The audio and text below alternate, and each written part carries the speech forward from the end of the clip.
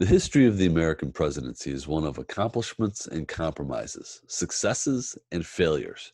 Today's guest argues that the giants from both parties over the last 120 years draw a sharp contrast to the presidency of Donald Trump.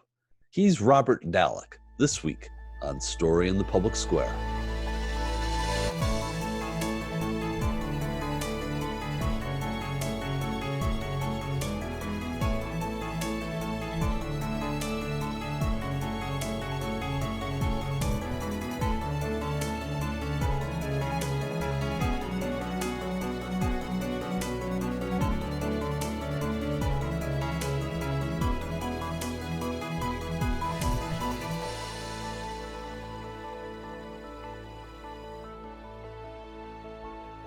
Hello and welcome to Story in the Public Square, where storytelling meets public affairs. I'm Jim Ludis from the Pell Center at Salve Regina University. Joining me every week is my great friend, G. Wayne Miller of the Providence Journal. Story in the Public Square is an effort to study, celebrate, and tell stories that matter. We do that each week by sitting down with some of the best storytellers around, historians, novelists, journalists, and more, to make sense of the big stories shaping the United States today. This week, we're joined by esteemed presidential historian Robert Dallek, whose new book, How Did We Get Here?, is a look at the presidencies from Theodore Roosevelt to Donald Trump. Professor Dallek, thank you so much for being with us. My pleasure. So tell us a little bit about this book. What inspired you to write it? Well, Jim, I was puzzled that Donald Trump won the presidency. After all, there have been some candidates in the past who had never run for anything before, like William Howard Taft and Herbert Hoover. He had never run for anything. Dwight Eisenhower. But the difference with Trump is that Trump had never served in any public office, you see.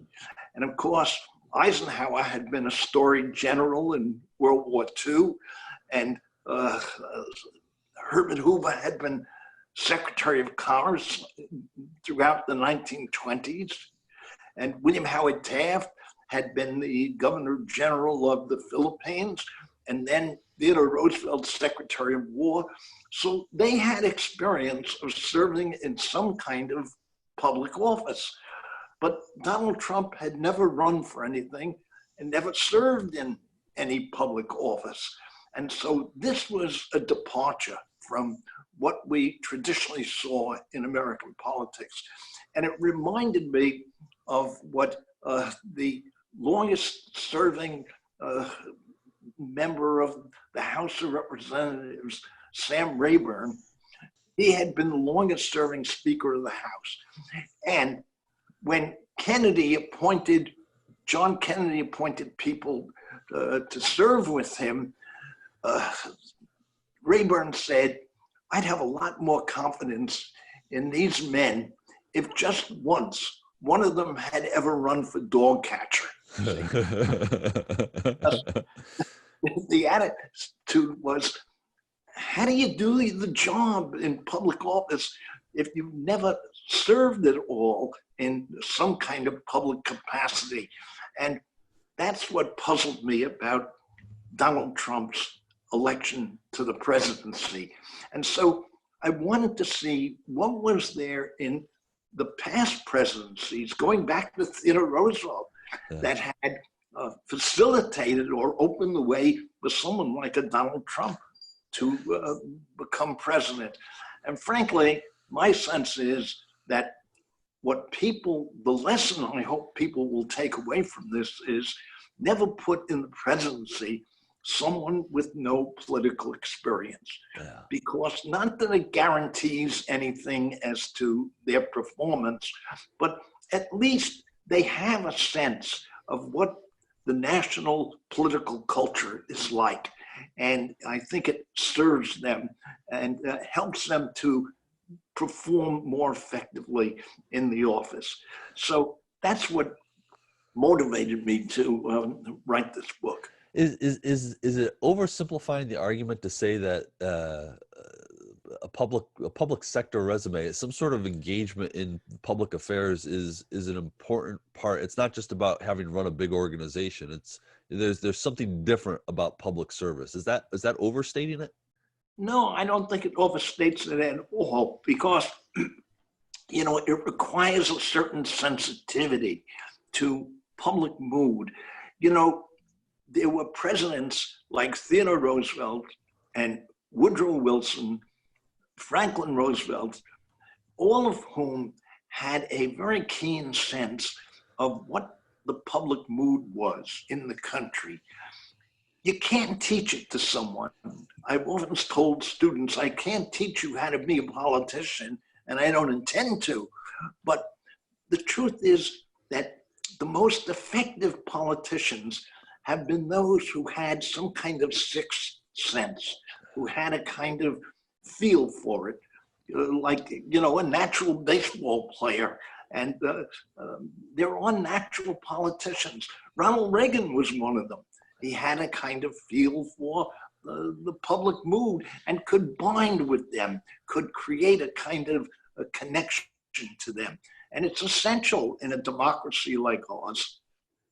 So President Trump has taken to calling journalists, people like me, although not me specifically that I'm aware, enemies of the people. Talk about the relationship between the media, various media, and presidents going back to the beginning of the 20th century. And that could be a whole long discussion, but how has that relationship been characterized over the years? Well, all presidents have a kind of tension with journalists, because journalists want to get behind the scenes. They want to get to the truth and tear away the mask that all politicians who are effective in office or running for office wear. And it's very difficult for a politician who doesn't connect with the public to create trust, credibility. And this is where I think Trump has failed most dramatically in his, and it shows up now in the polls that we're seeing in the coming election. Of course, we're still almost 4 months away from the election, but nevertheless, to have polls in which you are 10, 12, 14 points behind your opponent, it's really pretty troubling. So I think it's essential for politicians to have credibility. And a lot of people in this country do not trust politicians. They see them as devious, manipulative, which is what they have to be in order to be effective leaders. But the point is, they also have to have a quality of deception to them that is effective in making people think that they walk on water, so to speak. And it's very difficult to be a very successful national politician. Maybe it's easier to do it at the local level because you have a clearer feel and connection to the people you're representing. But to do it at the national level, because after all, this is a country with such variations in geography, in ethnicity, in race. It's just an extremely difficult task. After all, there are 315 million people in this country, and they come from every part of the world and from every kind of background.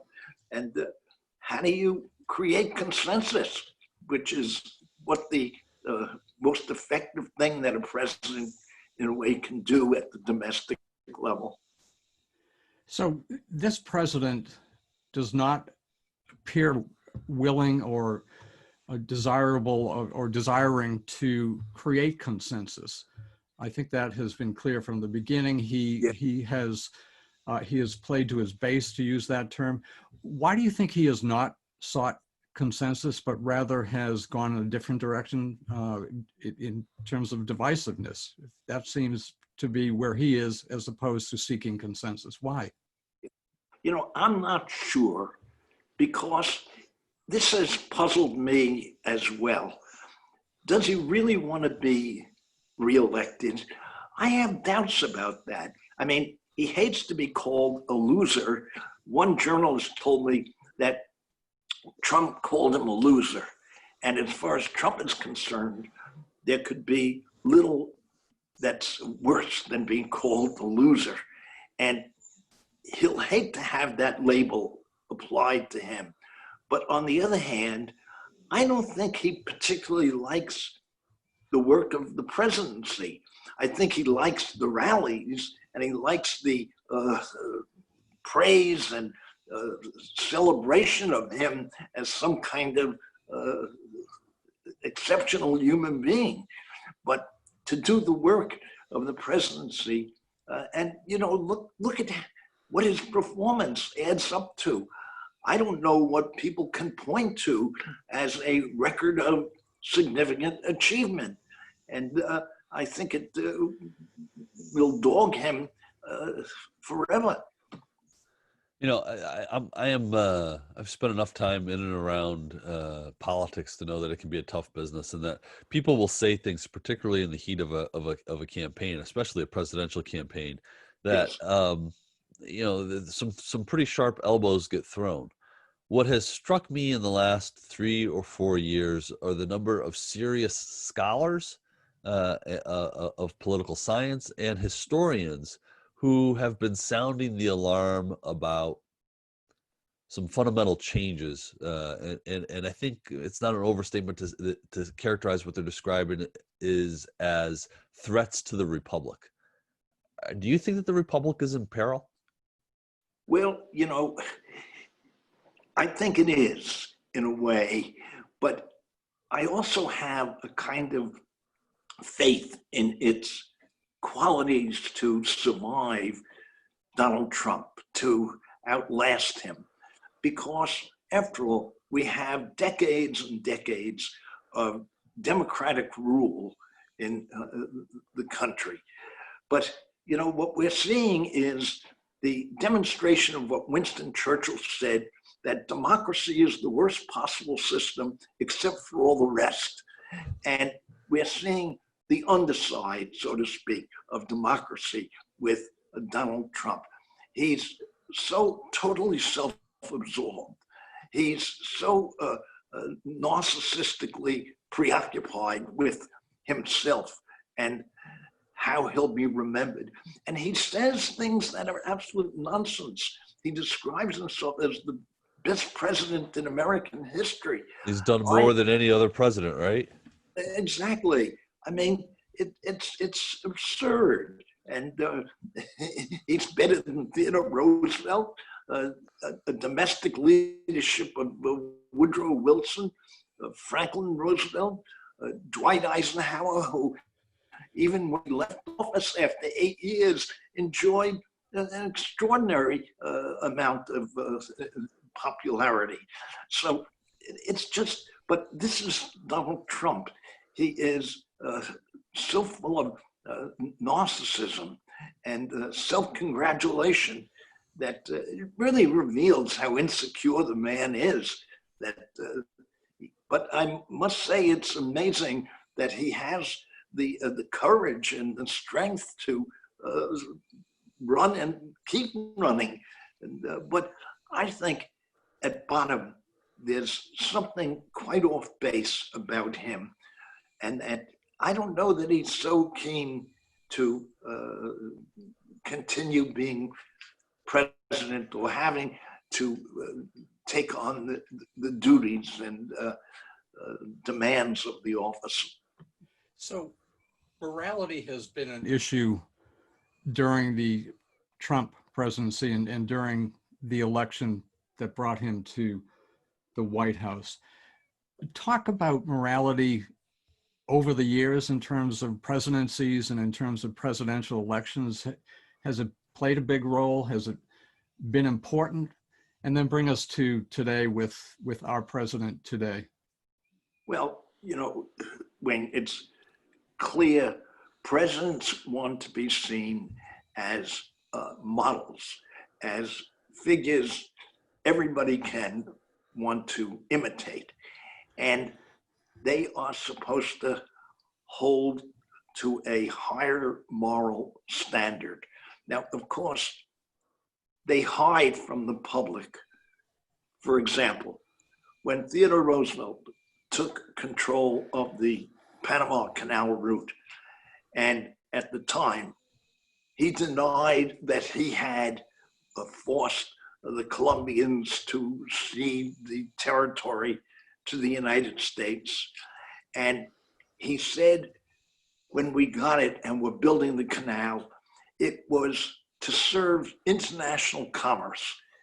He didn't talk about the fact that he was vitally concerned about having a two-ocean navy, and that America's national security was a central part of what he was concerned with. But he talked instead about the larger international morality. And Woodrow Wilson, in promoting the idea that he was making the world safe for democracy, and that World War I would be the war to end all wars. What could be a greater moral achievement than to have that happen? And so presidents who are most effective, they take a strong moral line. Now, even John Kennedy did, even though behind the scenes, he was having sexual relations with all sorts of women in the White House and on the campaign trail. But other presidents have been much more effective than Trump in hiding from the public their shenanigans and their transgressions, you see. But somehow or other, Trump thinks, or so it seems, that by being a bad boy or a kind of pretty casual about these moral issues, it titillates people, you see. And hasn't journalism also changed? You mentioned John Kennedy, and of course, it's now well known that he had a number of extramarital affairs. And yes, my understanding is that the press corps at the time, at least some members were aware of this, or at least had heard rumors. But that was not reported. And today it's quite different. Has there been a shift in journalism in the media? Without question, without question. And there is so much more of it because of the internet and the many outlets that exist to bring current events to people, whether on television or through print journalism or the internet. So it's a very different kind of journalism that we see these days. And there's not the kind of respect, so to speak, for presidents that had existed in the past. I remember the anecdote about Kennedy was in a hotel suite, and he came out of the bedroom in his undershorts, and one of his aides said to him, Mr. President, there are the journalists out here. And he said, these guys are not gonna rat on me or talk behind my back. I mean, he had confidence, and Reagan did too, that he could control or lead the journalists to do his bidding, see. But this is long gone, and it in many ways begins with Lyndon Johnson and the credibility gap you see, over Vietnam, and then balloons with Richard Nixon and the whole Watergate scandal. And of course, what hammers it into place is the fact that they were, journalists were able to get to Nixon's tapes. And of course, the Sam Ervin committee in the Senate was able to get to more of the truth about what Nixon was doing behind the scenes. And so it's left a residue now of feeling that presidents can't be trusted. And one of the things I think that Trump has been doing is trying to disarm those doubts. And in a sense, he's saying, you see, I don't hide anything from you. I'm casual about these things. Now, of course, he doesn't want the lawsuits to go forward about his extramarital affairs and the press. But in a way, he also understands that this titillates people, you see. I think at one level, they like the idea that you have a roue who is titillating all sorts of men in the country about how, and he even said it on that tape. He said, when you're famous, you can get any woman you want. They let you do it. And I think he sees that as a strength. Of course, there are limits to that kind of behavior. And I think he has sort of outrun the ability to convince people that they should support him in spite of his shenanigans. You know, I'm curious. You know, President Trump has famously taken public issue with a lot of sort of expert opinion within the U.S. government, the U.S. intelligence community, U.S. military commanders, even the National Hurricane Center. Yeah. And I'm wondering, is there any precedent in American history for the commander-in-chief being publicly at odds with so many experts within his own government? You know, I don't think so. And what it reminds me of is the way Joseph McCarthy of Wisconsin would operate, you see. He had no patience for expertise, and he appealed to what the historian Richard Hofstadter once called anti-intellectualism in American life, see. And this is Trump's forte. I'm not a snob. I'm not an intellectual. I'm not some kind of academic. I'm like the guy next door to you. And that's, you know, for a while, it's an effective way to behave. But at the end of the day, people also want to see presidents as being above the ordinary and being special. After all, they are president, and we haven't had that many presidents throughout our history. And so it becomes a different role. So Americans and maybe most people like lists and rankings and so forth. Who would you rate as, you know, the top 3 or 4, the best United States presidents, and at the other end of the scale, the 2 or 3 or 4 worst presidents so far? We got about 2 minutes for that. Okay, the best, I think, are George Washington, Abraham Lincoln, and Franklin Roosevelt, see. And the worst, I think, are James Buchanan and Warren G. Harding, and now Donald Trump. I think he will gain a place at the bottom of the list of presidents. Do you think he's changing America, or do you think he reflects America? I guess that's the analytical balance, I suppose. Well, Jim, I think he in part does reflect America.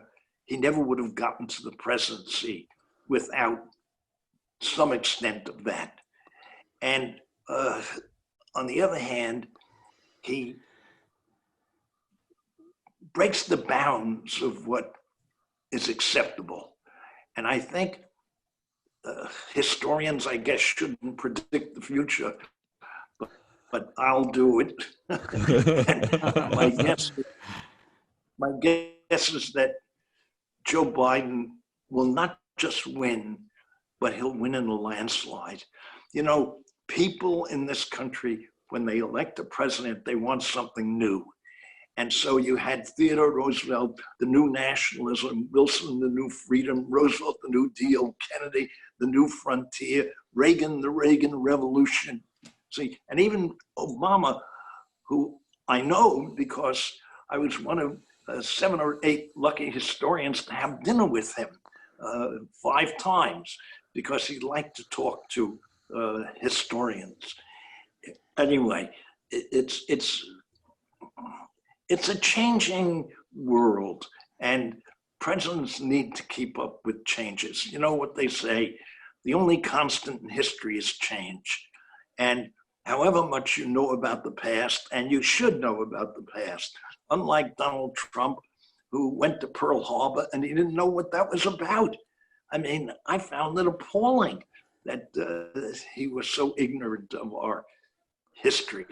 Well, Professor Dallek, your book is a great antidote to that. We appreciate your joining with us. Thank you so much. He's Robert Dallek. The book again is How Did We Get Here? That's all the time we have this week, but if you want to know more about Story in the Public Square, you can find us on Facebook and Twitter, or visit pellcenter.org, where you can always catch up on previous episodes. For G. Wayne Miller, I'm Jim Ludis, asking you to join us again next time for more Story in the Public Square.